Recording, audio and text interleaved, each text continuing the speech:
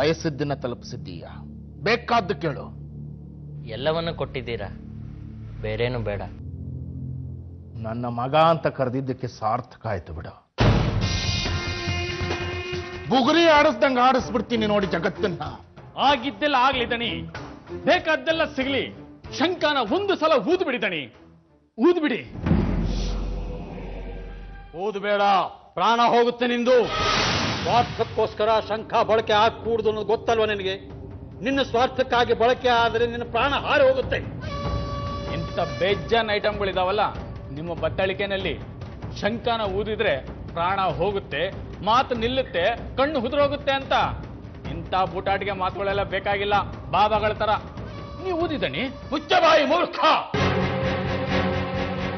ಕನಸಿನಲ್ಲಿ ಶಂಖ ಸಿಕ್ಕಿದಾಗ ಸಿಡಿದಿತ್ತು ಅಲ್ವಾ? ಪೂಜೆ ಮೂಲಕ ಅದನ್ನ ಪರಿಹರಿಸ್ತೀನಿ. ಇವತ್ತು ಮಂಗಳವಾರ, ಸೂರ್ಯಾಸ್ತ ಕಳೀತು.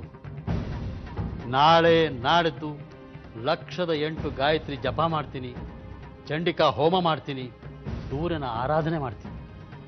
ಅಲ್ಲಿಗೆ ಬುಧವಾರ, ಗುರುವಾರ, ಶುಕ್ರವಾರ 3 ಸೂರ್ಯಾಸ್ತ ಕಳೆಯಬೇಕು. ಶುಕ್ರವಾರ ಸೂರ್ಯ ಮುಳುಗಿದ ನಂತರ ನೀನು ಆ ಶಂಖವನ್ನ ನಿನ್ನ ಇಚ್ಛೆಗೆ, ಸ್ವಾರ್ಥಕ್ಕೆ ಬಳಕೆ ಮಾಡಬಹುದು. ನಂಬು ನನ್ನನ್ನ. 130 ಸಿಲ್ವರ್ ಓಕ್ ಮರ, 200 ಸಾಗ್ವಾನಿ ಮರ ಅಣ್ಣನ ತೋಟದಲ್ಲಿದೆ. ಅದರಲ್ಲಿ ಅಣ್ಣಂಗೆ ಗೊತ್ತಿಲ್ಲದ ಹಾಗೆ 10 ಮರಕ್ಕೆ ಗರಗಸ ಚಮಕಾಯಿಸಿದ್ರೆ ಸಾಕು, ಮೊದಲನೇ ತಿಂಗಳಲ್ಲಿ 3 ಲಕ್ಷ ಬಿಸಿ ಬಿಸಿ ಬಿಸಿನೆಸ್. ನೋಡಿ, ಏನೋ ಒಳ್ಳೇದಾಗ್ತಿದೆ. ಭಾವನವರು ಟಿಂಬರ್ ಡಿಪೋ ಹಾಕೊಡ್ತಿದ್ದಾರೆ, ನನ್ನ ಮಗ ಅದಕ್ಕೆ ಓನರು. ಈ ಕುಡ್ತ ಕಳ್ತನದ ಮಾತು ಬಿಟ್ಟು ಶಿಸ್ತಾಗಿರಿ. ಭಾವನವ್ರಿಗೆ ಮೆಚ್ಚುಗೆ ಆಗೋ ತರ ಏನಾದ್ರೂ ಪೆದ್ದಾಗಿ ಮಾತಾಡಿ ಭಾವನವ್ರು ಉಲ್ಟಾ ಹೊಡೆಯೋ ರೀತಿ ಮಾಡ್ಗಿಡಿರಿ ನೀವು. ಸಂತೋಷ ಕಡೆ ಸಂತೋಷ. ಕ್ಷಮಿಸ್ಬಿಡಿ ಭಾವ, ನೀವು ನಮ್ಮ ಕಷ್ಟಕ್ಕಾಗ್ಲಿಲ್ಲ ಅಂತ ಹಿಂದೆ ಏನೇನೋ ಅಂದ್ಬಿಟ್ಟಿದ್ದೆ. ಹೋಗ್ಲಿ ಬಿಡೆ ಮಂಗಳ, ಆಗಿದ್ದಾಗೋಯ್ತು. ಒಂದು ಮಾತು ಹೇಳ, ತುಂಬಾ ಸಾರ್ತಿ ಹೇಳಿದ್ದೀನಿ ಕೂಡ.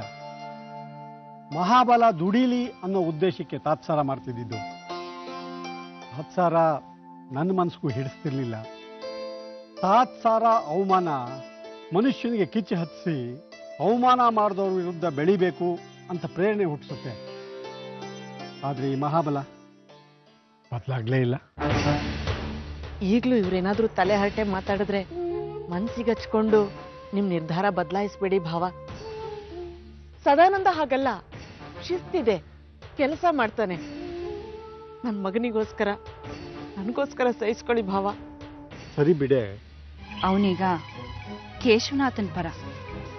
ಕೇಶವನಾಥನ್ ಮಾತುಗೊಪ್ಪಿ ಅವನಿಲ್ಲಿಗೆ ಬಂದಿದ್ದು. ಕೇಶವನಾಥ್ರಿಗಿಂತ ದೊಡ್ಡವಳು ನೀನು ಅಲ್ವಮ್ಮ? ಇದನ್ನು ಅರ್ಥ ಮಾಡಿಸ್ಬೇಕಿತ್ತು ನೀನು ಅವನ್ಗೆ.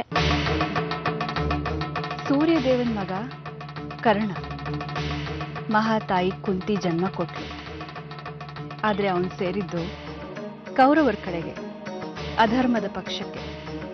ಇದನ್ನೇ ವಿಧಿ ಅನ್ನೋದು. ಒಳ್ಳೆಯವ್ರ ಅಧರ್ಮದ ಕಡೆ ಹೋಗದೆ ಇರೋ ತಡೆಯೋದು ನಿನ್ ಧರ್ಮ ಆಗತ್ತಲ್ವಮ್ಮ? ಜನ್ಮ ಕೊಟ್ಟ ತಾಯಿ ಮೊದಲನೇ ಗುರು. ಹುಟ್ಟಿ ಬೆಳೆದಿರೋ ಮನೆ ಮೊದಲನೇ ಪಾಠಶಾಲೆ ಅಂತಾರೆ. ಎಲ್ಲನೂ ನಾನು ಹೇಳ್ಕೊಡಕ್ಕಾಗಲ್ಲ ಮಗು. ಒಂದು ಪ್ರಶ್ನೆ ಕೇಳ್ತೀನಿ, ತಪ್ಪು ತಿಳ್ಕೊಬೇಡಿ ಗುರುಗಳೇ.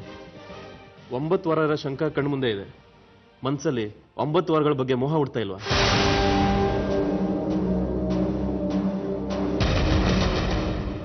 ನಾನು ಇಲ್ಲಿವರೆಗೂ ಋಣ ನಂಬಿ ಬದುಕಿರೋನು. ಋಣ ಇದ್ದಲ್ಲಿ, ಋಣ ಕರೆದಲ್ಲಿ ನಾವು ಅಷ್ಟೇ.